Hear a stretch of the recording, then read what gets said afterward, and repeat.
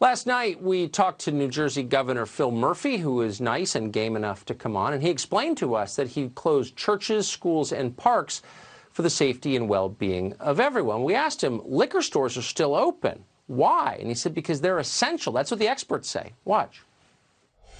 Liquor stores are deemed an essential service. Why? On the basis of what scientific evidence did you decide that?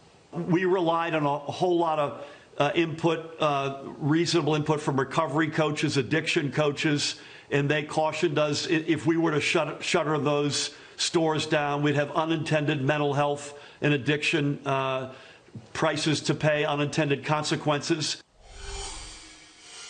So people who specialize in helping alcoholics recover demand that alcoholics have access to alcohol. That was the argument. He was just following the science, he said. So we checked.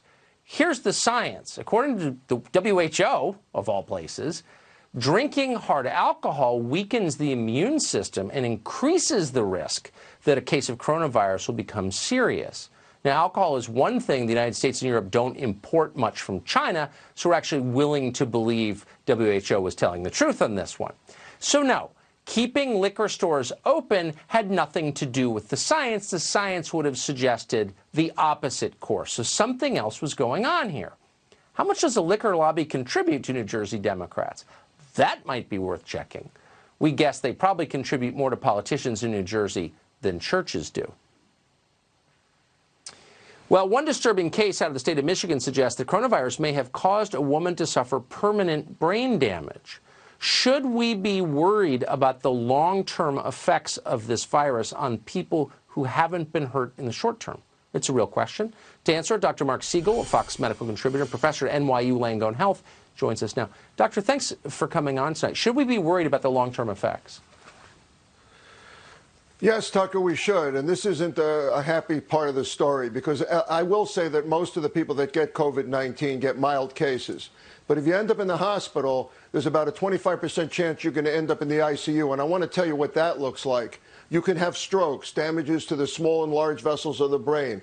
We're seeing heart damage. We're seeing damage to the vessels leading to the heart. Same thing in the kidneys, the blood vessels of the kidneys. We're seeing damage from the virus itself, the inflammation it causes, and blood clots. We're seeing blood clots in the lungs, pulmonary emboli. We're seeing inflammation in the lungs. And people don't always get better from this, especially with all the underlying clots. So we're trying blood thinners out. We're trying supportive care out. We're trying oxygen out.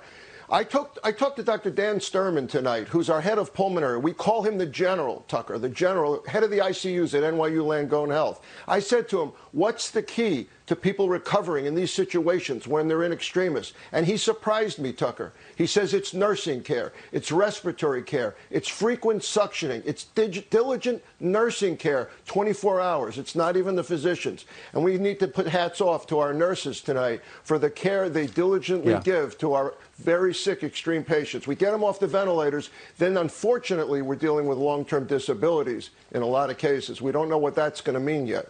It's a very bad virus. Tucker? It is. It's scary. And I will say this sounds like a platitude, but it's not. Anybody who's been in the hospital for more than about 20 minutes is grateful to the nurses. For real. Some of the kindest people I've ever met. I never thought I would say that, but it's true. Dr. Siegel, great to see you tonight. They like you too. Thank you, Tucker. So we are out of time. The hour went fast. Thanks for joining us tonight. We hope you will do the same tomorrow. There's an awful lot going on just beneath the surface, not simply with the developments in the progression of this pandemic, but in the tectonic changes taking place around the world. Changes in power, in attitude, in custom. Things will not look the same a year from now. So it's worth thinking through now what they are going to look like. And we're going to, we hope, help you do that.